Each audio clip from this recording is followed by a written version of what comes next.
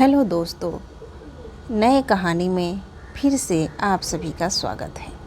अति प्राचीन काल की बात है। द्रविड़ देश में एक पांड्यवंशी राजा राज्य करते थे।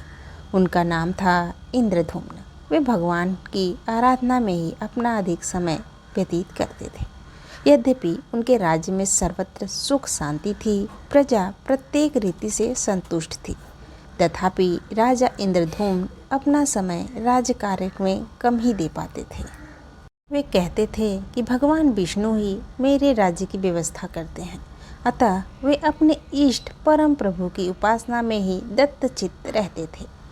राजा इंद्रधूम्न के मन में आराध्य आराधना की लालसा उत्तरोत्तर बढ़ती ही गई। इस कारण वे राज्य को त्याग कर मलय पर्वत पर रहने लगे। उनका वेश तपस्वी जैसा था। सिर के बाल बढ़कर जटा के रूप में हो गए थे। वे निरंतर परम ब्रह्म परमात्मा की आराधना में तल्लीन रहने लगे।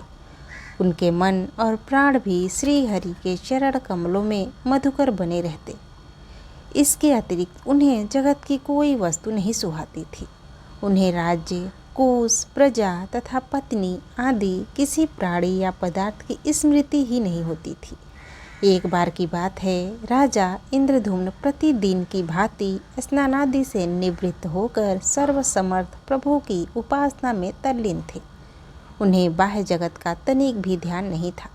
संयोगवश उसी समय महर्षि अगस्त्य अपने समस्त शिष्यों के साथ वहां पहुंच गए, लेकिन न पाद, न अर्घ्य, न स्वागत। मौनव्रती राजा इंद्रधुम्न परम प्रभु के ध्यान में निमग्न थे।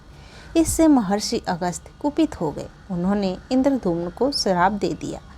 इस राजा ने गुरुजनों से शिक्षा नहीं ग्रहण की है और अभिमानवश परोपकार से निवृत्त होकर मनमानी कर रहा है। ब्राह्मणों का अपमान करने वाला यह राजा हाथी के समान जड़ बुद्धि है, इसलिए इसे घोर अज्ञानमयी हाथी की योनि प्राप्त हो। महर्षि अगस्त्य भगवत भक्त इंद्रधुम्न को यह श्राप देकर चले गए। राजा इंद्रधुम्न ने इसे श्री भगवान का मंगलमय विधान समझकर प्रभु के चरणों में सिर रख दिया। क्षीराब्धि में 10 सहस्त्र योजन लंबा, चौड़ा और ऊंचा त्रिकूट नामक पर्वत था। यह पर्वत अत्यंत सुंदर एवं श्रेष्ठ था। उस पर्वतराज त्रिकूट की तराई में ऋतुमान नामक भगवान वरुण का क्रीड़ा कानन था। उसके चारों ओर दिव्य वृक्ष सुशोभित थे। वे वृक्ष सदा पुष्पों और फूलों से लदे रहते थे। उसी ऋतुमान के समीप पर्वत श्रेष्ठ त्रिकूट के गहन वन में हथनियों के साथ अत्यंत शक्तिशाली और अमित पराक्रमी गजेंद्र रहता था। एक बार की बात है, गजेंद्र अपने साथियों सहित प्यास की तीव्रता से व्याकुल हो गया। वह कमल की गंध से सुगंधित वायु को सूंघकर एक चित्ताकर्षक विशाल सरोवर के तट पर जा पहुंचा। गजेंद्र ने उस सरोवर के निर्मल, शीतल और मीठे जल में प्रवेश किया। पहले तो उसने जल पीकर अपनी प्यास बुझाई, फिर जल में स्नान कर अपना श्रम दूर किया। तत्पश्चात उसने जल क्रीड़ा आरंभ कर दी। वह अपनी सूंड में जल भरकर उसकी फुहारों से हथनियों को स्नान कराने लगा। तभी अचानक गजेंद्र ने सूंड उठाकर चित्कार की। पता नहीं किधर से एक मगर ने आकर उसका पैर पकड़ लिया था। गजेंद्र ने अपना पैर छुड़ाने के लिए पूरी शक्ति लगाई, परंतु उसका वश नहीं चला। पैर नहीं छूटा। अपने स्वामी गजेंद्र को ग्रहग्रस्त देखकर हथनियाँ, कलप और अन्य गज अत्यंत व्याकुल हो गए। वे सूंड उठाकर चिघाड़ने और गजेंद्र को बचाने के लिए सरोवर के भीतर बाहर दौड़ने लगे। उन्होंने पूरी चेष्टा की, लेकिन सफल नहीं हुए। वस्तुतः महर्षि अगस्त्य के श्राप से राजा इंद्रधुम्न ही गजेंद्र हो गए थे और गंधर्व श्रेष्ठ हुहु महर्षि देवल के श्राप से ग्राह हो गए थे। वे भी अत्यंत पराक्रमी थे। संघर्ष चलता रहा। गजेंद्र स्वयं को बाहर खींचता और ग्राह गजेंद्र को भीतर खींचता। सरोवर का निर्मल जल गंदला हो गया था। कमल दल छत बिछत हो गए। जल जंतु व्याकुल हो उठे। गजेंद्र और ग्राह का संघर्ष 1 सहस्त्र वर्ष तक चलता रहा। दोनों जीवित रहे। यह दृश्य देखकर देवगण चकित हो गए। अंततः गजेंद्र का शरीर शिथिल हो गया। उसके शरीर में शक्ति और मन में उल्लास नहीं रहा। परंतु जलचर होने के कारण ग्राह की शक्ति में कोई कमी नहीं आई। उसकी शक्ति बढ़ गई। वह नवीन उत्साह से अधिक शक्ति लगाकर गजेंद्र को खींचने लगा। असमर्थ गजेंद्र के प्राण संकट में पड़ गए। उसकी शक्ति और पराक्रम का अहंकार चूर चूर हो गया। वह पूर्णतया निराश हो गया, किंतु पूर्व जन्म की निरंतर भगवत आराधना के फलस्वरूप उसे भगवत स्मृति हो आई। उसने निश्चय किया कि मैं कराल काल के भय से चराचर प्राणियों के सरल सर्वसमर्थ प्रभु की शरण ग्रहण करता हूँ। इस निश्चय के साथ गजेंद्र मन को एकाग्र कर पूर्व जन्म में सीखे श्रेष्ठ स्रोत द्वारा परम प्रभु की स्तुति करने लगा।